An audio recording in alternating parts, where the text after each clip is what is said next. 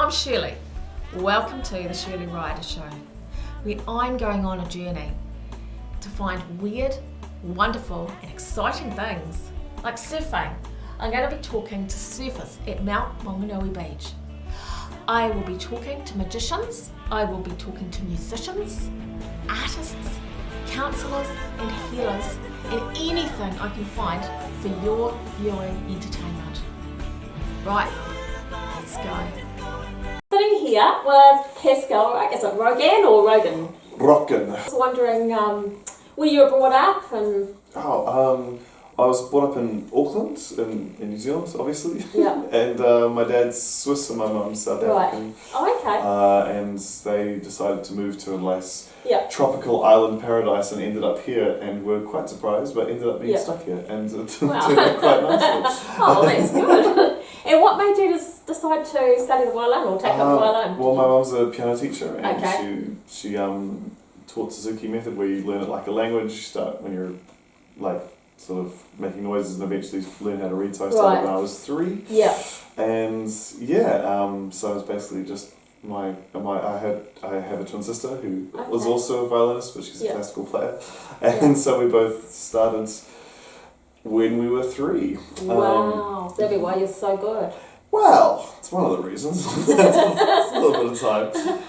I started playing a little bit of jazz. Got the Tauranga National Youth Jazz Award for Best Non-Category, which was fun. And then I stayed at a party later and didn't take the free ride home and just sort of thought I'd wing it. And I ended up playing some bass, which I'd been sort of noodling around at high school, and they were like, come join a band. And I thought, okay, sure. Yeah. And then I ended up playing the last show of the band because the lead singer went off to Princeton, which is exciting. And it was at a place called the Temple Bar, just on Queen Street, and they had open mic nights. And the lady that was there was, hey, why don't you come down and play some open mics? I was like, sure. And I turned up expecting to rehearse or do something. She was like, just get up on stage and play. And that was terrifying for basically a classical player to try and make something up. And so for about a year I played with singer-songwriters every night with just songs I'd never heard before. Yeah. And then I think the night after I performed at the big gay out, which was lots of fun. I wandered past a bar called Murphy's, now Father Ted's, and I had some violin being played out there, and I wandered in, underage, just to hear it. And it's like, oh, I know the fiddle player, Jessica Hendon, who's lovely, and I'd sort of known her through music for a while. And she said, you can come up on stage and have a play, just as they were about to kick me out because I'd asked for a lemonade. And through that I ended up playing about 3 or 4 nights a week for about 3 years in this Irish band, and 5-piece with Alistair Riddell, who was sort of the lead guitarist and the person that sort of took over when the lead singer got too drunk. But it was a great show, and he was in Space Waltz and wrote Out on the Street and things, so I got to hang out with him, and it was really an amazing education with the band. And I also ended up playing randomly with a guy called D.W. Brown, and he was the first person to tell me, please shut up and listen to what's going on, as we're trying to play reggae stuff on the violin. And that was kind of where I finally learnt how to feel groove and work out how to play like that. And then I went to England following my wife now, so girlfriend at the time. Who we met? Just there. Her name's Miho Wada, and she's had a few musical projects of her own, which I also play with. Should have her on the camera. Quite, I might say hi. And then in London, I ended up just doing lots of original music, so I got very broke. And I went to Cuba, studied there for just a couple of weeks, but I did end up playing with some of the members of Sierra Maestra and also the Universal Social Club guys, which was cool. And I ended up playing Cuban music in London. I did a master's degree in jazz at the Guildhall. I played in a band and we played Glastonbury, which was fun. And it was more sort of Pink Floydy, and I had a lot of effects in my violin, sort of made it sound like bass. We had to gaffer tape the power supply together because it would rattle itself apart on stage otherwise. Gaffer tape's very useful on stage. It's useful everywhere. It's what holds the world together. It is. It's what holds stages together. Microphone stands. Yeah, and oh goodness, London. I do miss London. I lived there. I lived there for 10 years, and I had one moment where I just googled violinist wanted, and up came a Gumtree advertisement, and it said professional, reliable violinist wanted for WOMAD show in the Canary Islands, playing Ladino music, and it was in a week and a half, and I thought they've probably already got someone, but I gave them a call, and can I come over, and they said sure, and they did an audition, and then a week and a half later I'm playing in front of, I don't know, 8,000-9,000 people, playing a form of music I've never heard of before, and they ended up touring the States and Europe with that band for about a year and a half, 2 years. And everywhere you go in London, if you're open for it, you can walk past some Turkish people playing music and say, hey, can I come up and have a jam? And they'll be fine. Cool. And you never know where that little bit of excitement will lead you. It's a... And then I came back to New Zealand after doing a few other bits and pieces, including some other bands and having toured around there a lot. To follow my wife, who kind of was a little bit sick and tired of living in London. And I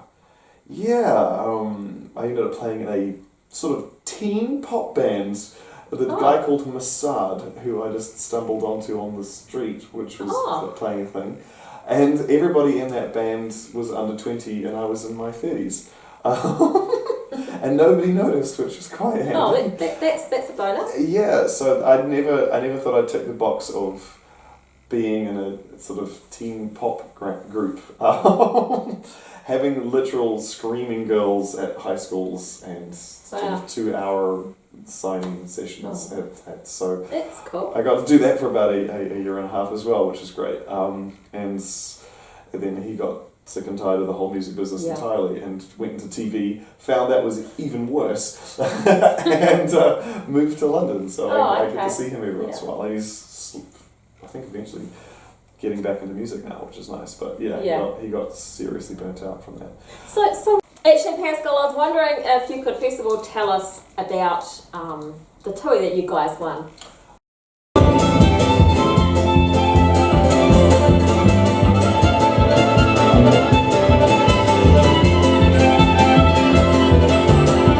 When I wake up, wanna drink tonight, wanna sleep up, wanna dream tonight. Can I wait to cross that border? Got to back up and boys, time ain't easy, please hear that I'm coming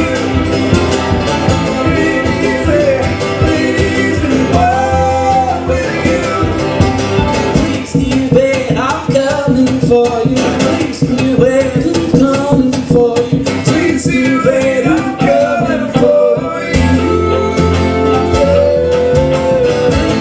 hear that I'm coming for you. Please hear that I'm coming for you. It ain't easy to be loved by you. It ain't easy to be born with you. It ain't easy to be loved by you. It ain't easy to be born with you. What was the experience like? Well, we weren't expecting to win it.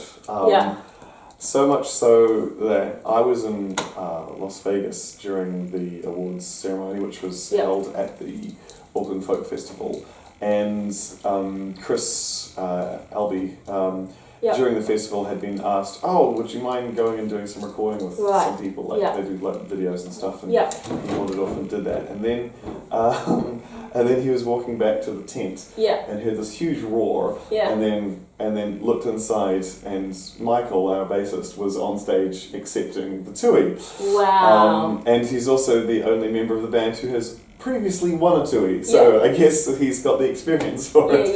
Yeah. So only one of us ended up on stage. Oh. We were not expecting to win. Did he have a speech prepared? I think there was some laughing at Chris not getting on stage, and thanks very much. It was excellent. It was just something that we thought, oh, we'll apply for it. We've done an album, and awesome. And then we ended up getting it, and I happen to have it here. Here it is. Can I? Yeah, you can. It's a heavy little beastie. Do you want to read it for me? Your eyes might be better than mine. It says TUI Award 2018 Best Folk Artist Albi and the Wolves. That's right. Awesome. That's wicked. They're quite heavy, aren't they? Yeah. This is actually the third one I've held now. Oh. Yeah, I'm getting quite experienced at this. I still don't have one though. Yeah. Yes. I was in Beijing for the Tiananmen Square massacre. Really? Yeah. I remember a guy lying on the ground in some blood as we were driving by with the bus and seeing lots of Green Army men go by, and I was 8 at the time. So. Oh gosh, that would have been pretty traumatic. I don't know. It's like television. It's just like a thing. Oh, You're just in the bus going past, going, oh, okay. I was seeing some of this on TV before I left. There were like pictures, and so it's not. I think at that age it's quite easy to just compartmentalize. Oh, that's a thing that's happening. Okay. It wasn't like I was in the square running with people that are screaming. That would probably be pretty shocking. Yeah. But you just see a guy there going, why is he? And then all the things. So yeah. And of course, more recently, you've been with Albi and the Wolves. Yes, I have been with Albi and the Wolves. Tell us about that. I ended up in Albi and the Wolves through a somewhat convoluted fashion. I'd gotten a gig with some DJs at the Polo, which is incredibly posh. There's a whole pile of different companies were there and people coming back and forth with helicopters constantly. And I was there to play in a fashion show and then a party at the end. But it left me with about 5 hours of nothing to do. And I ended up wandering past some tents and there was a sort of folk band playing. Somebody had a saw. I was like, oh, I'll go and can I play with you guys? Which is kind of they're like, pardon. I was like, I've got my electric and everything, we can go do it. And two of them said yes. And then they ended up calling me a few weeks later saying we've started our own band and we'd like you to play in it. And then I joined in.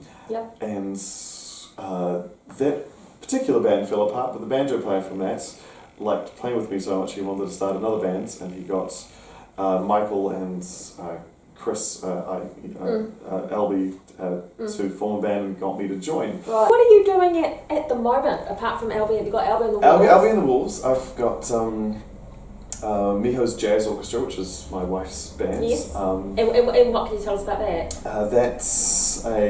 She created a band.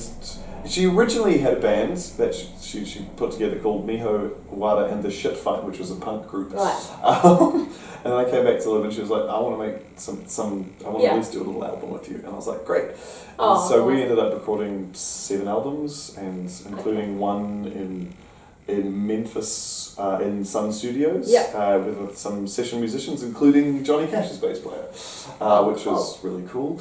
And you can hear that music on Air New Zealand. If you go onto Air New Zealand, you can go find one of our albums on there.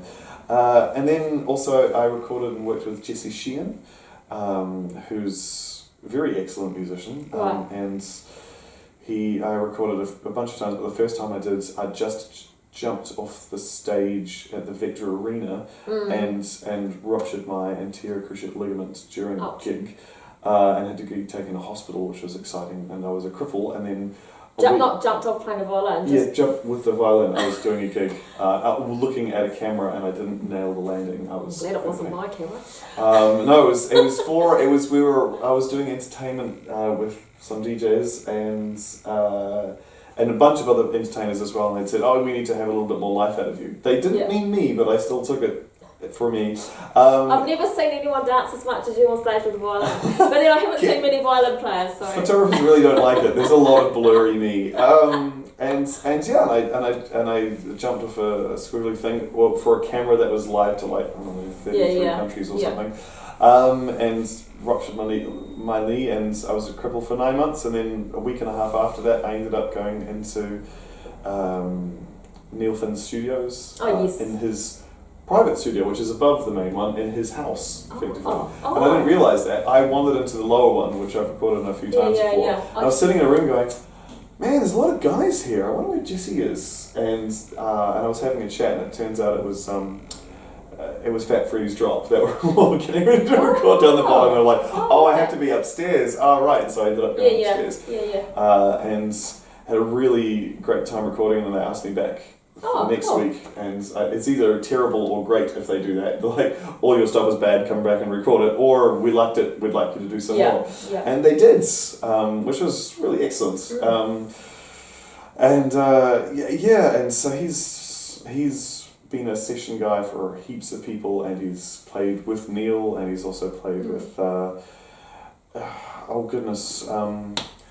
what's his face, Slice of Heaven, Dave Dobbin. Thank you. He's also he's gone around with Dave and possibly some of the others, but he's a wonderful songwriter and guitarist.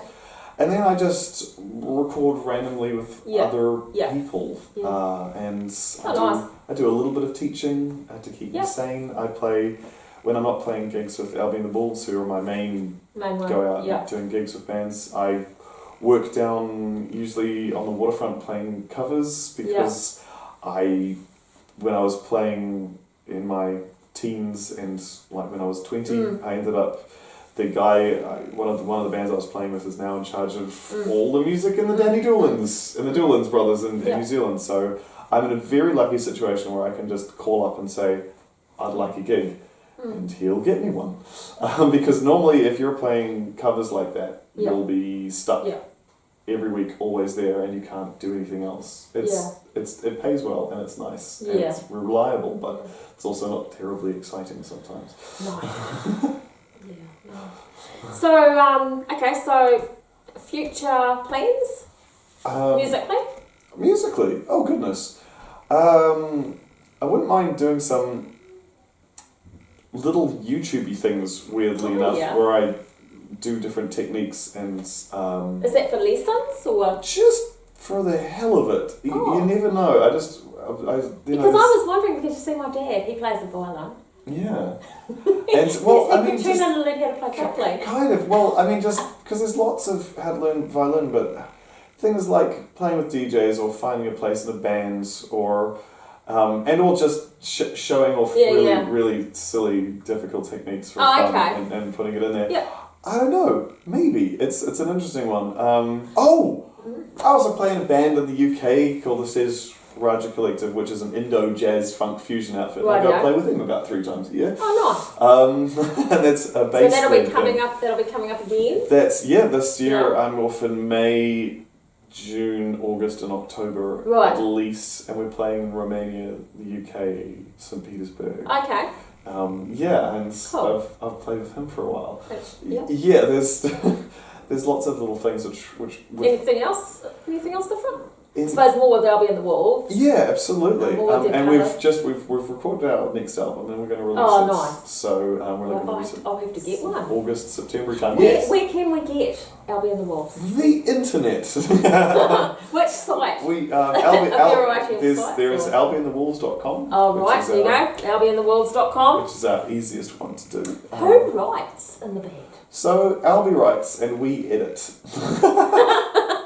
So, bands are an interesting beast. Bands that last are usually bands that put everything, that splits everything equally, usually. Because they've all got an investment. Because if you've all joined together at the start, you're all taking a risk on each other. Yeah. And you make it because you're all working at it. If you're already a star and you're writing and you hire a band, fine, you hire a band and they're replaceable, effectively. But when you're all together at the beginning, if I've seen it in a couple of bands where the writer's like, well, you know, normally the writer gets, for the lyrics, Yeah. the other stuff, Yeah. gets about 90% Yeah. of what happens, and that is not conducive to No. a happy environment, because you don't feel like working as much. Even if you do, you're just like, well, I'm kind of getting, you know, there's 90%, There's and no out of what's left after sort of agents and managers and everybody else taking their cut. So yeah, whereas whether you like them or not, bands like Coldplay and U2 I love Coldplay. They're one of my favourite bands. split everything evenly, Yeah. and those two bands have been going Yeah. on forever, and Right. and they're all very happy about it. Yeah. So yeah, and you can end up alienating yourself as well, because if you do become famous and you're part of a band, and then the rest of the band gets kind of annoyed at the singer, the person who writes the lyrics, you know, that can be your only main tether to reality.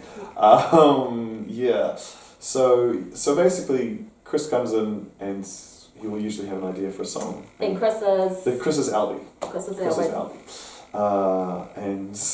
In fact, he did pick the name Albi and the Wolves. Quite happy for it. Some people get quite like. Why the Wolves? Because it sounded cool. Literally, You're finding a name for a band is I know. really tough. So we joke that Yeah. that our job is to tear them down. But we rearrange lyrics. We find better words. Yeah. We've been at them constantly about a whole pile of different stuff. So it's all about improvement for everyone, and then we'll arrange things and find stuff that works.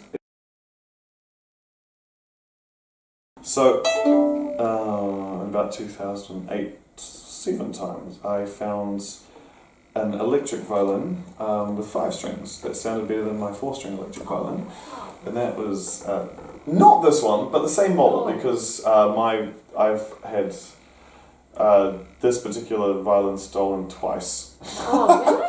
Yep. And That actual violin? not this one, no, different types. just one that looks like Yeah. this. And this doesn't look exactly right because it had a little twiddle, and I had to get it fixed, and it was fixed by Paul Crowther, who was the drummer for Split Ends, and invented some very lovely sound effect pedals, like the hot cake. There we go. Nice. Okay. So this is nice, and it was my first 5-string, but I still ended up having to put a lot of effects through it to sound good. Cool. And then this is my main beastie for about the last 7 years, and it's just the best sounding electric violin. Not that you'll hear it right now. No, okay. But it's a little bit of a strange looking thing, because you need shoulder rests to have things work properly, and then it's just like that. Rightio. And this is how quiet the little sucker is.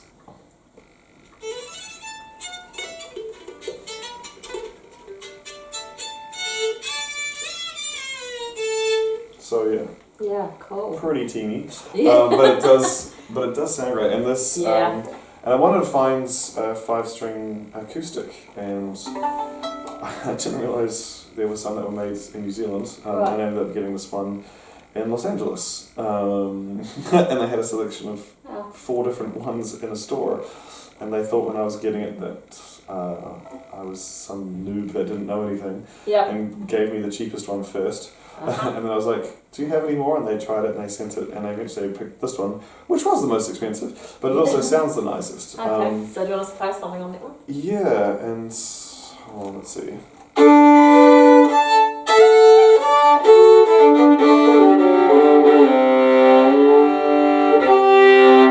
It's really nice having the C down the bottom there. Right. Yeah.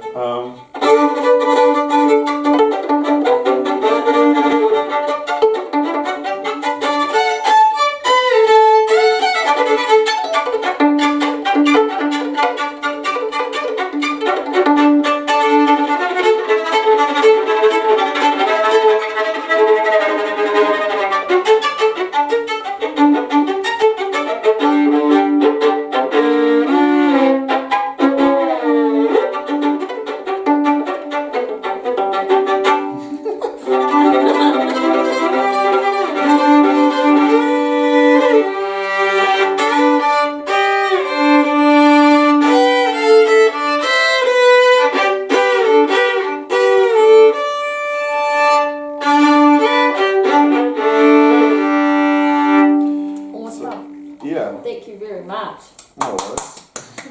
Working on some things at the And moment. this guy can dance too. I can dance, but maybe not on this But he's not couch. dancing like this. It's not really the right atmosphere, is it? So It is. It's a bit of an oddity. we don't have a stage for that, which is kind of uncool, but anyway. You should. Exactly. I've got a little child's jumper over there, and I could definitely break it jumping up and down on it. I'm also trying out some plastic hair as well, instead of horsehair on my bow, which is Okay. a kooky thing, and it doesn't break, and it doesn't get affected by humidity. So Right. I've used the same hair for almost 2 years now, and normally I'd sort of replace the hair every 6 months to a year. Right. And when I first started playing in pubs and bars, I would replace it every week, because in an amplified environment, the amount of extra, if you're playing quietly, on an acoustic, and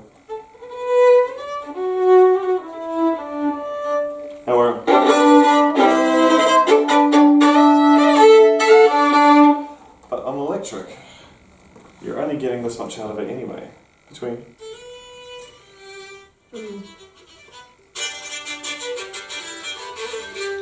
Right. And so the habit that you're in is you're constantly trying to make things louder by playing louder. And while you get a little bit out of it on the electric, I ended up just literally busting bows every week. Just constantly, every single week I'd have to redo a bow. And, your technique eventually gets better. Yeah. And it's alright, and then I didn't anymore, but it is certainly nice if you've got a bad sound thing to not have to worry about your bow. So, for our people that are watching, hello. Just wondering if you've got any advice, like what would be a piece of advice you might give someone who's just learning to play the violin? Who's just learning to play violin? Okay, so play it every day. I know that sounds hilariously simple, but just get the damn thing out every day. And when you practice, don't practice for a set length of time. Find something that you want to improve on, and then get better at it. Just pick a little chunk of music if you want, and then try and play it with your eyes closed, faster, slower, louder, maybe on different strings if you can. And just so that you know it inside and out. And basically make sure that when you practice, it's for a purpose. Because it's very easy just to fill in half an hour, or even 4 to 8 hours, like classical musos do, and you get something out of it. But it also means you're not active in your head when you're playing. You're just sort of going through the motions. And if you're doing that, then it's very easy to just brush over stuff that needs work. Your brain doesn't I'll sort it out next time, or it wasn't that bad. And if you're very brave, you can record yourself. and if you're brave, you can put it on Facebook Live. And you'll really notice. And then if you want to, if for every genre there is, find some pieces of music from that genre that you like, and then try and play every part that's in that piece of music. So, it can be anything from, Cuban stuff to pop music or whatever, and try and pull it apart on a recording and be able to play it in the same style as what you're doing. And then you'll become aware of what makes up the music, and don't for a moment think that because you're an amazing classical player or an amazing jazz player that's, reggae or blues is easy. It might be simple, but it's still very difficult to get the exact language correct, or else you'll just sound like you're playing some jazz. The classic one is, opera singers singing pop music, and that can sound really off kilter. And it's the same, and every time you do it, every time you take a walk away from the way you normally play to try and play just like something else, you can look back at the way you play and then choose if you want to sound like that or sound like something else. So never worry about losing who you are by copying exactly how something else sounds, because you'll always end up sounding like yourself.